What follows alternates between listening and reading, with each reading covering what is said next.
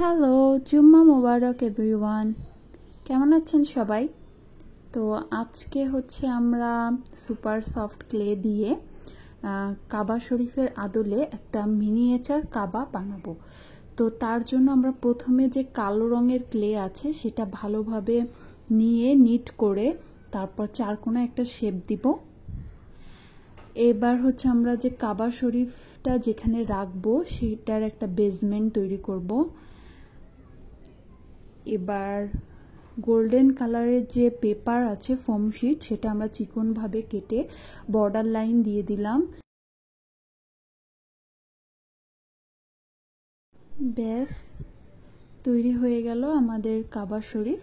তো ভিডিওটি ভালো লাগলে অবশ্যই লাইক, সাবস্ক্রাইব, শেয়ার করতে হবে, কমেন্ট করেও জানাবেন। ধন্যবাদ। আল্লাহ হাফেজ।